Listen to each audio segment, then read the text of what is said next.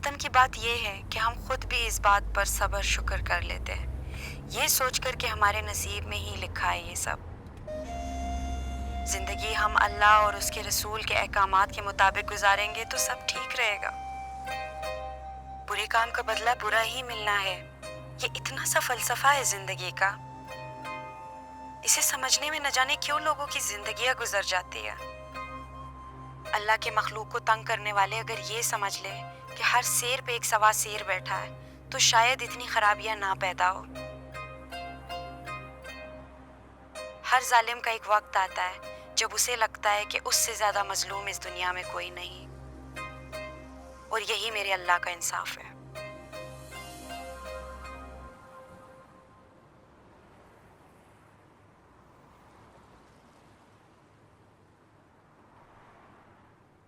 भाभी, मोहब्बत की शादी से हमेशा डर लगता था। आपकी और भाई की मोहब्बत नफरत में बदलते देखी है मैंने अपनी आंखों से, इसलिए मैं डर गई थी। मैं हैरी के बारे में किसी को कुछ बताना नहीं चाहती थी, इसलिए आपसे भी छुपाया। और आप तो मेरे लिए भाई से बढ़कर अहमियत रखती हैं। आप ये सब कुछ सोचकर अपना दिल मेरे से बुरा मत करें भाभी। भाभी, मैंने आपको हमेशा अपनी बड़ी बहन की तरह ही समझा है। तो क्या मेरी और फर्नांडिस की शादी में तुम्हें मोहब्बत नहीं नजर आती? आपको नजर आती है भाभी। मैं जल्दबाजी में ऐसा कोई फैसला नहीं लेना चाहती थी भाभी, जिसकी वजह से मुझे पूरी उम्र आप तरह तकलीफ उठानी पड़े। मैंने उस दिन भाभी हैरी को भी घर यही समझाने के लिए बुलाया था कि वो शादी की रट को छोड़ दे। वो मेरी और हैरी की आखिरी मुलाकात थी भाभी। मैं आपको और भाई को मज़ीद और धोखा नहीं देना चाहती थी, लेकिन हैरी की मम्मी से मिलकर जब आपने सब कुछ तय कर ही लिया है तो मैं भी खुश हूँ। शादी का फैसला मैं कभी भी हैरी के कहने पे ना ली थी, जो मैंने आपके यकीन पर कर लिया है। आप ठीक कह रही हैं भाभी। हैरी की और मेरी मोहब्बत शादी के बाद बढ़ेगी, कम तो नहीं होगी। कभी कम नहीं होगी नैन्सी, और खुदावन तुम लोग की मोहब्बत हमेशा कायम रखे, ये मेरी दुआ है।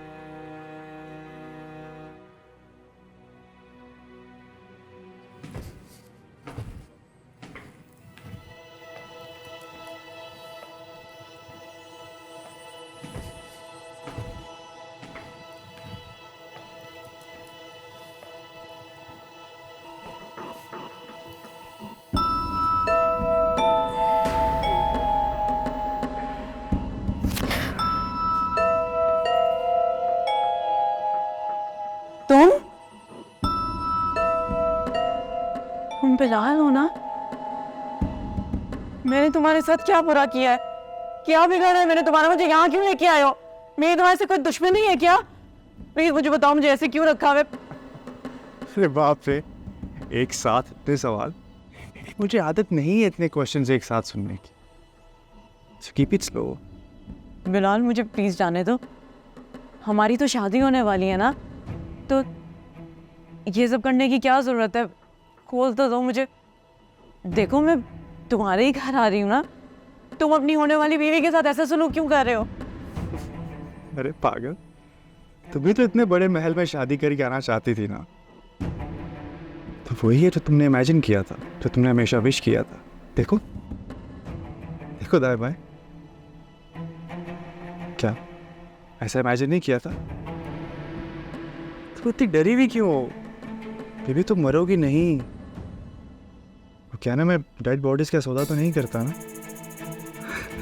तुम सेफ हो मेरे साथ। You bastard! क्या करते हो तुम ऐसा? गाली मत देना मुझे। औरत की जुबान से गाली नहीं सुन सकता मैं, समझी? अच्छा, sorry, I am really sorry. I don't mean it the way it came out. Bilal, हमारे बीच में जरूर कोई मिसअंडरस्टैंडिंग हुई है। एक बार मुझे खोल दो, हमारे बीच में जो भी मसला है हम उसे मिलके सॉर्ट आउट कर लेते हैं। हमारे बीच में कुछ है? What a joke, baby. मेरे और तुम्हारे बीच में ना, वो रिश्ते कराने वाली आंटी की फेक गारंटी और कुछ भी नहीं। पर तो आंटी भी फेक थी। मेरी फैमिली भी फेक थी, उसमें तो कुछ सच्चा था ही नहीं। तुम कहती हो हमारे बीच में कुछ। फिर सब चीज़ों को छोड़ो, इन सबसे बड़ा फेक मैं। भी क्या नाम है मेरा? प्लीज बिलाल, मुझे निकल रहा है यहाँ से। प्लीज, मेरे यहाँ पे दम घुट रहा है। मैं बहुत थक गई हूँ यहाँ पे, please I need to be alone, please let me irritate मत करो मुझे, इसलिए मैं यहाँ सिर्फ चिट चैट करने आया था। आई came to say hi, but I think you're not in the right mood, right? I'll be back, baby. Till then, you have to be safe, okay? ना ख्याल रख।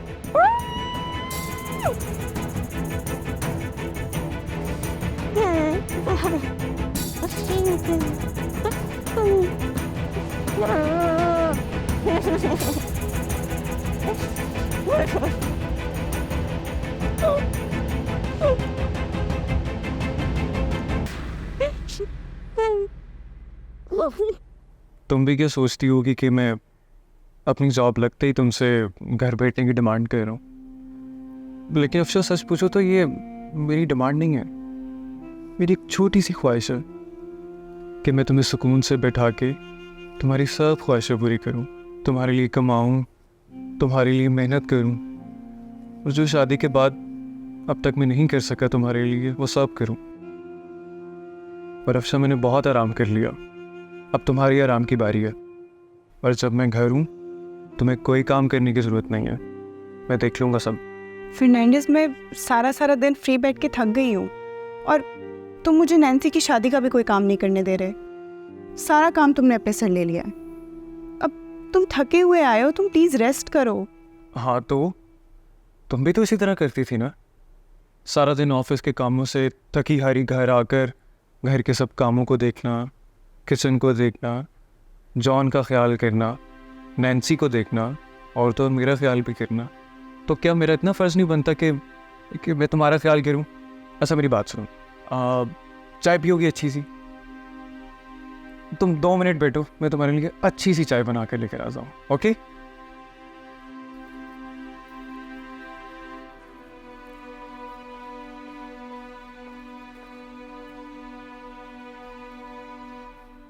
थैंक गॉड जीसस, सब ठीक हो गया।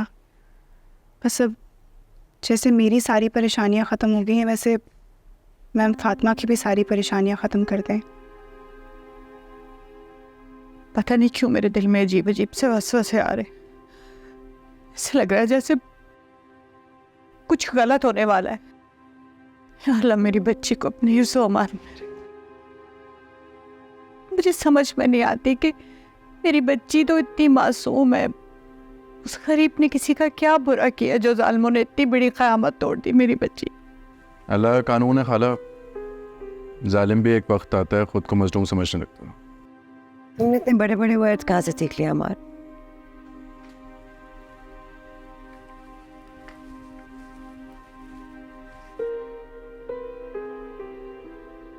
एक मोटिवेशन स्पीकर को सुन लिया था इत्तफाकन, वो कह रही थी कि सामा अपने गुनाहों की माफ़ी मांगा करो, ख़ास तौर में जिस काले इल्म के चक्कर में पड़ गई थी। तुमने और नताशा ने तो बिल्कुल अपना ईमान ज़ाया किया है, माफ़ी मांगा करो।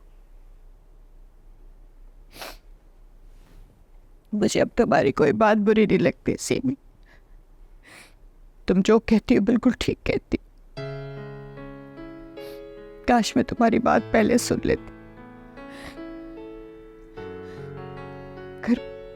कड़वी बात भी कहे ना कोई अपना मुखलिस प्यार करने वाला, लेकिन जज्बा सच्चा हो तो वो बात सुन लेनी चाहिए, मान लेनी चाहिए।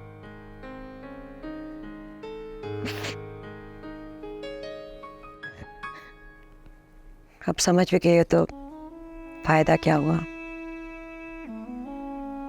मैं जानती हूँ मुझे मेरे गुनाहों की सजा तो मिल के रहेगी, फिर भी अपने ज़मीर के सुकून के लिए तुमसे माफ़ी मांगना चाहती। मुझे माफ़ कर दो, मुझे माफ़ कर। मुझसे क्या माफ़ी मांगती हो साइमा? माफ़ी तो उस बिना माँ बाप की बच्ची से मांगो जिसकी शौहर की भी मोहब्बत तुमने छीन ली, और वो चुपचाप उस खोखली मोहब्बत को निभाती रही। फिर भी वो तुम्हारी और नताशा के लिए भलाई सोचती रही। मॉम मैं अपने कमरे में जा रहा हूँ, नींद काफ़ी आ रही है, प्लीज़ मुझे जगाइएगा मत। वो कमरा अब सिर्फ तुम्हारा नहीं है, तुम्हारी जो 50% शेयर होल्डर है ना, जब वो आएगी तो वो बताएगी तुमने क्या करना है। उस पर डिपेंड करता है वो तुम्हें जगाए या ना जगाए। अगर तुम इससे खुश नहीं हो तो तुम अपने गले के अंदर डू नॉट डिस्टर्ब का साइन लटका दो और कहीं भी सो जाओ। मॉम आप भी ना कभी तो कोई मौका जाने दिया करें हाथ से। Good evening everyone. मैं आप लोगों के लिए बहुत ही एक अच्छी खबर लेके आई हूँ। अच्छा, अल्लाह करे मेरी बच्ची का पता चल गया हो। आमीन। आंटी नताशा का भी पता चल जाएगा। फिलहाल जिस गाड़ी ने नताशा को किडनैप किया था उसका पता चल गया। ये तो बहुत अच्छी खबर है। आंटी रोने से बेहतर है कि आप नताशा के लिए दुआ करें।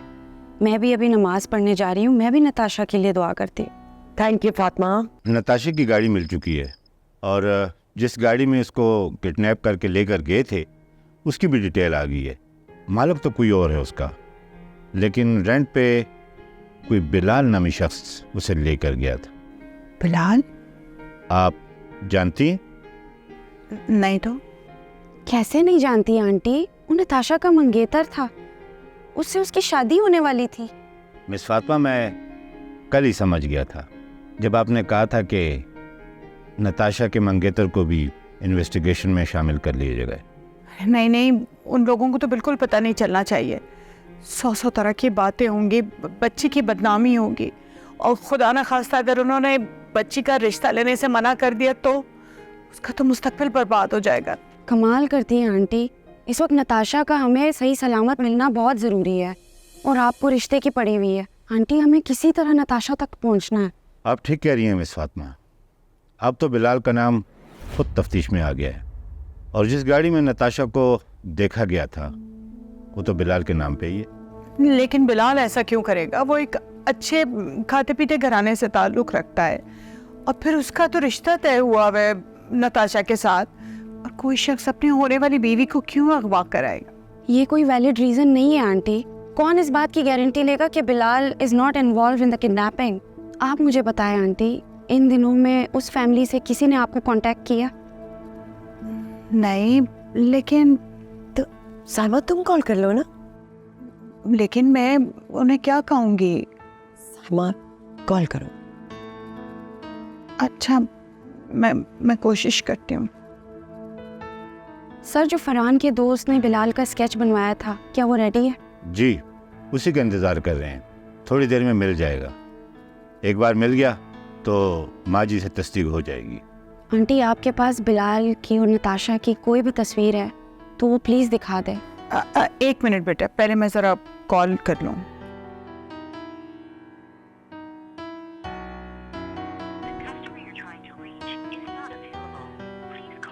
क्या हुआ आंटी, सब ठीक है? पता नहीं बेटा, कॉल नहीं लग रही मिसेस शमीम को। तुम देखो ज़रा।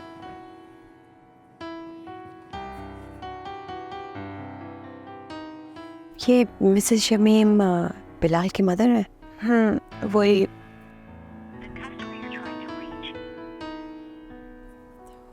सकता है इतनी रात है वो लोग सो रहे हो। मैं भी अक्सर अपना फ़ोन साइलेंट कर देती हूँ। नहीं आंटी, फ़ोन स्विच ऑफ है। हमें देर नहीं करनी चाहिए। सर, मैं आपको बिलाल की पिक्चर, उसका एड्रेस और फ़ोन नंबर मैं सब आपको व्हाट्सएप कर देती हूँ। ठीक है मिस फातिमा, आप मुझे सेंड कर दीजिएगा।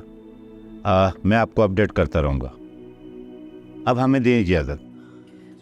बहुत शुक्रिया आप आए।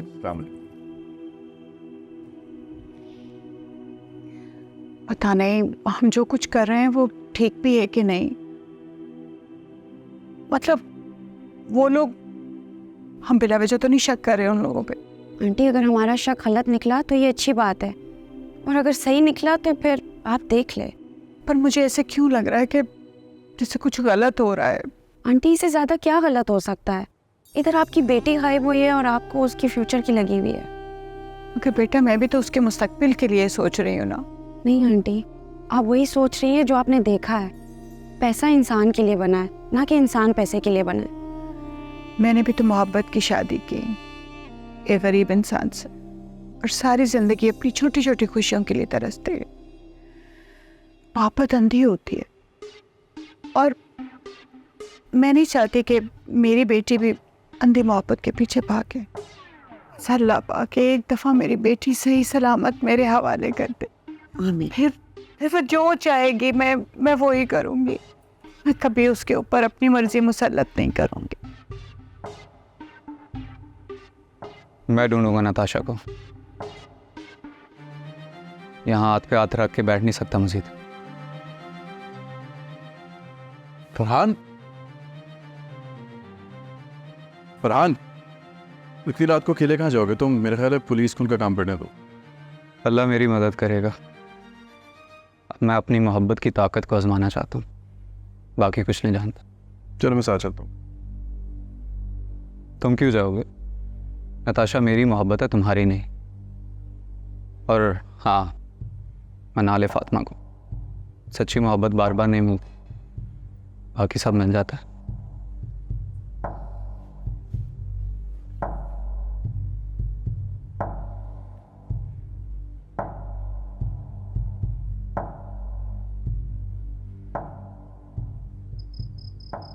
मैंने किसी का क्या बुरा किया?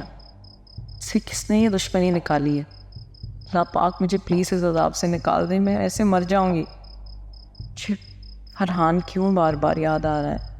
कहीं फरहान ने तो नहीं, वो ऐसा क्यों करेगा? वो जैसा भी है लेकिन ऐसा नहीं है। आंटी ये मेडिसिन ले, सुकून से सो जाए। बेटा, मैं भी मेडिसिन नहीं ले सकती, मुझे नींद आ जाएगी। आंटी आप मेडिसिन नहीं लेंगी तो आपके सर का दर्द कैसे ठीक होगा? एक दफ़ा मेरी नताशा घर आ जाए, मैं बिल्कुल ठीक हो जाऊँ। नताशा भी आ जाएगी खैर खैरियत से। अगर आप ऐसे करेंगी तो कैसे होगा ये? चले जल्दी से, मैं और कुछ नहीं सुन रही। मेडिसिन खाए, उठे।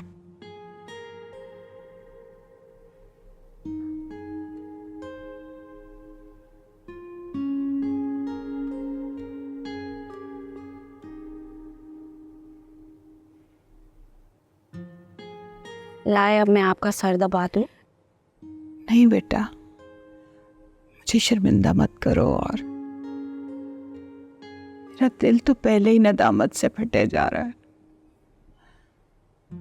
हम तुम्हारे बारे में क्या सोचते थे और हम क्या कुछ करते रहे तुम्हारे लिए, और तुम अगर आपको मेरी इतनी फिक्र है तो आराम से सुकून से सो जाए।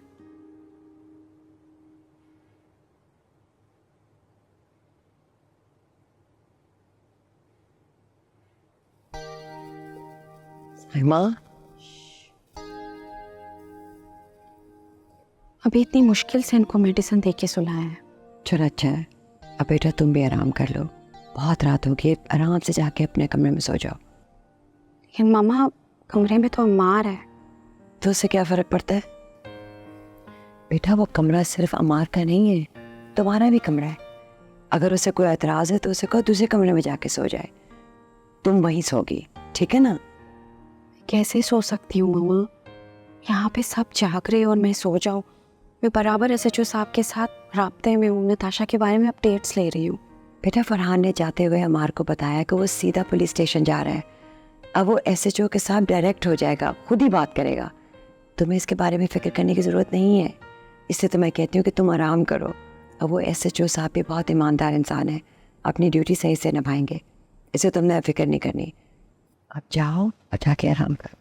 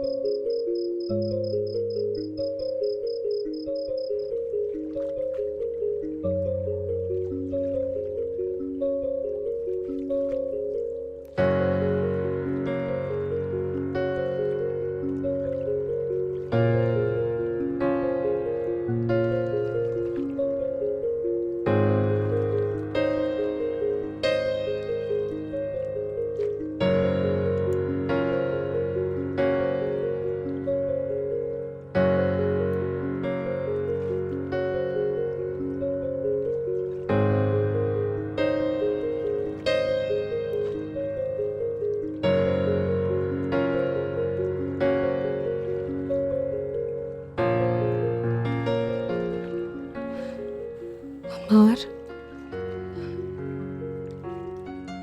अमार, मैं जानती हूँ तुम्हें मेरा वापस आना अच्छा नहीं लगा। अगर मजबूरी ना होती मैं बिल्कुल तुम्हें परेशान करने नहीं आती। प्लीज मुझसे बात करो। ऐसी भी क्या मिसअंडरस्टैंडिंग है जो कभी दूर नहीं हो सकती है? अल्फाज इंसान को करीब करते हैं और खामोशियां दूर करती है। प्लीज मुझसे बात करो।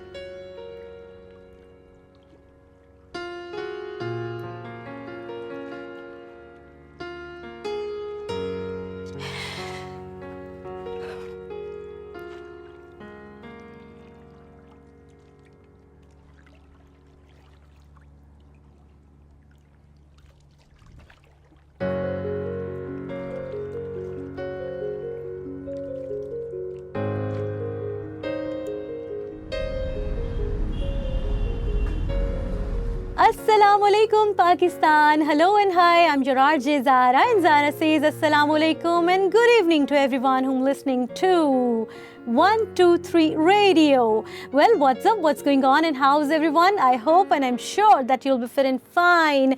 जन्नाब, आज हम एक बार फिर से एक नए टॉपिक के साथ आज दोबारा मौजूद है। यकीनन थोड़ा मुश्किल है, दिल को बहुत बड़ा करना पड़ता है, तभी आप किसी को कर सकते हैं दरगुजर, किसी को कर सकते हैं माफ़। आज का हमारा टॉपिक है माफ़ कर देना, भुला देना, दरगुजर कर देना। ऑलराइट लिसनर्स, हमारे साथ इस वक्त मिस फातिमा अम्मार भी मौजूद हैं, जो कि CEO हैं जहांगीर ग्रुप ऑफ कंपनीज़ की, और अब एक जानी मानी स्कॉलर भी हैं और एक बहुत ज़बरदस्त लोगों को मुख्तलिफ प्लेटफॉर्म से अच्छे अच्छे मशवरे और अच्छी अच्छी बातें भी सुनाती हैं। और उनसे हम करेंगे बात और उनसे पूछेंगे कि आप इस बारे में क्या कहती हैं। पहले तो हमें ये सीखना चाहिए कि माफ़ करना और माफ़ करवाते कैसे, क्योंकि अक्सर हम ये गिला करते हैं कि हमारी पूरी ज़िंदगी किसी ने कदर नहीं की। ज़िंदगी इतनी तवील नहीं है कि हम इतनी छोटी छोटी लड़ाई झगड़ों में उसे सर्व करते। बेशक अल्लाह ताला माफ़ करने वाले और वो हमेशा माफ़ करने वालों को पसंद करते हैं। कहना बहुत आसान है लेकिन करना बहुत मुश्किल। कॉलर्स, आप भी हमारे साथ कॉल कर सकते हैं, बात कर सकते हैं हमारे आज के टॉपिक पर। हमारा आज का टॉपिक है भुला देना, किसी को माफ़ कर देना। यकीनन एक ऐसा अमल है जो बहुत मुश्किल है। हमारे साथ मिस फातिमा मौजूद है। फातिमा, ये बताइएगा कि क्या आपकी ज़िंदगी में ऐसा कुछ हुआ कभी कि आपको ज़िंदगी में किसी ने हद से ज़्यादा तंग किया और आपने उसको माफ़ कर दिया? डिपेंड करता है। अगर अल्लाह ताला के लिए माफ़ करना हो तो बहुत आसान हो जाता है माफ़ करना। बेशक। और राइट जी, हमारे साथ कॉलर भी मौजूद हैं, उनकी जानिब चलते हैं, देखते हैं हमारे साथ कौन लाइन पर है। अस्सलाम वालेकुम जी जनाब अली, बोलिएगा कौन है हमारे साथ और कहाँ से हैं? मैं मिस फातिमा से पूछना चाहता हूँ कि क्या ये उम्मीद की जा सकती है कि आप बड़े से बड़ा गुनाह माफ़ कर दें? क्या आप अल्लाह और रसूल के वास्ते किसी का बड़े से बड़ा गुनाह माफ़ कर सकती हैं? और आपने ठीक कहा कि बात करनी चाहिए ताकि गिरे खुले। मैं मानता हूँ कि मैंने अपने दिल में शैतान को एक खुली जगह दे दी थी ताकि वो वसवसे पैदा करे, लेकिन अब मैं अपनी गलती का एतराफ़ करना चाहता हूँ। मैं अपनी मोहब्बत का इजहार करना चाहता हूँ। मैं जीते जी इस बात को कबूल करना चाहता हूँ कि मैं किसी से बहुत मोहब्बत करता हूँ, ताकि मरने के बाद मुझे कोई मोहब्बत ना करे, जीते जी मुझे मोहब्बत मिले। जी ये बताइएगा कि आप कौन हैं और कहाँ से बात कर रहे हैं? फातिमा, मैं बंद कमरे में माफ़ी नहीं मांगना चाहता था। बहुत आसान था मेरे लिए कि मैं बंद कमरे में तुमसे माफ़ी मांग लेता, मेरी अना को तस्कीन भी मिल जाती, लेकिन मेरी सच्ची मोहब्बत की तजलील हो जाती है। इसलिए कल रात को मैं चुप रहा फातिमा। सर, आप अपना नाम बताएंगे क्या? मैं अमार बात कर रहा हूँ इस्लामाबाद से। अगर आप सबकी इजाज़त हो तो आप लोगों का कीमती वक्त लेकर मैं अपनी रूठी हुई बीवी को मना सकता हूँ। हेलो हेलो अमार साहब, आप कहाँ हैं? Hello, excuse me, hello. I think line drop हो गई है, होता है समटाइम्स ऐसा।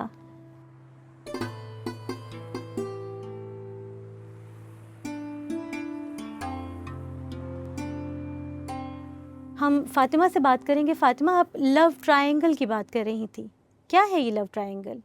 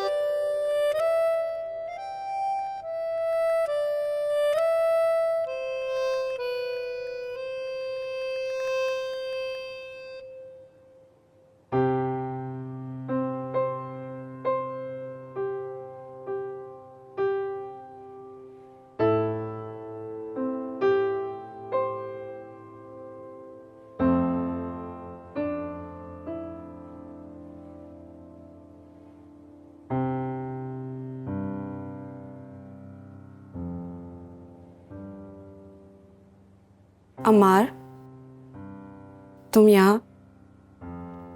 अच्छा है तुम यहाँ पे आ गए, मैं तो उधर बात नहीं कर सकती थी। आई कैन अंडरस्टैंड,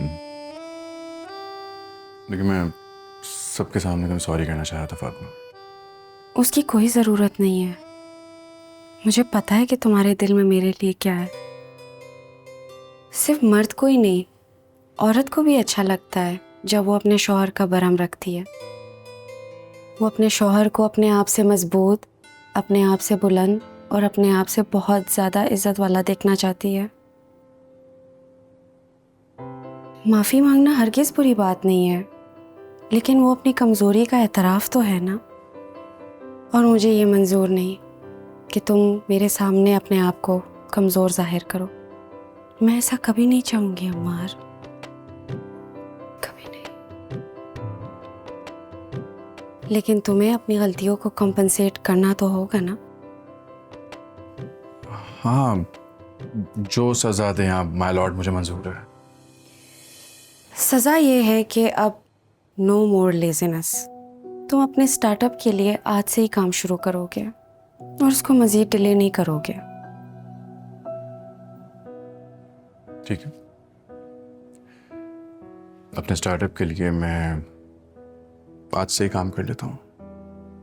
और फातिमा, मेरा स्टार्टअप वही है जो तुम्हारा और डैड का बिजनेस है। तुम सही कह रहे हो ना अम्मार, अंकल की रूह आज कितनी खुश होगी। उनकी हमेशा से यही ख्वाहिश थी। डैड को बहुत अच्छे से जानती हो। तो मुझे ऐसे लगने लगे जैसे तुम मुझे भी मुझसे ज्यादा अच्छी तरीके से जानती हो। और ये वफा तुम्हारे खून में शामिल है। और मेरी वफा आज से सिर्फ और सिर्फ तुम्हारे लिए।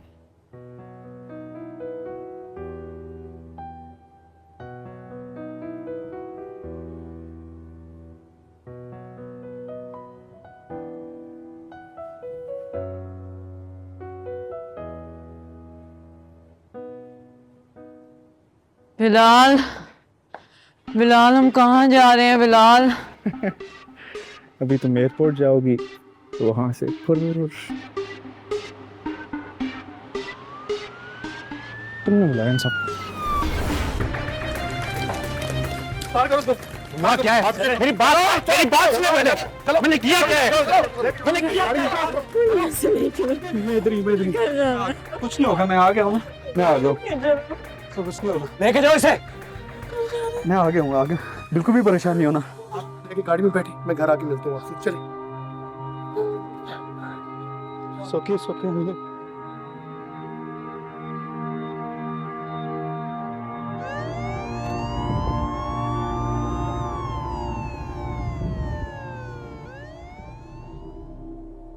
बेटा, मेरी जान कुछ तो बोलो। नताशा, बेटा, उन्होंने तुम्हें हर्ट तो नहीं किया? कुछ बताओ ना, कहाँ रखा था? मतलब कौन था? कुछ कुछ पता है? बताओ ना, क्या किया उन्होंने तुम्हारे साथ?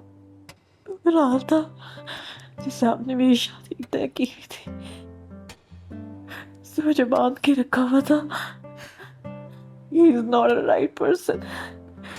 There's something seriously wrong with him. वो ह्यूमन ट्रैफिकर है। पता नहीं उसने मेरे साथ क्या क्या करना था। उसने उसने तो मेरा पासपोर्ट भी बना लिया था। I think उसने मेरे ऑर्गन्स निकाल के कहीं बेचते रहते। I'm so scared of her. I'm so scared. I thought he was gonna kill me. I thought he was gonna die. I thought he was gonna die. मुझे नहीं पता मैं कैसे निकली वहाँ से। तुमने निकलना ही था, ये हो ही नहीं सकता था कि तुम ना निकलती। तुम्हें पता है फातिमा ने और फरहान ने दिन रात तुम्हें ढूंढा है, दिन रात, एक दिन भी नहीं रुके ये लोग। तुमने तो मिल ही जाना था। हाँ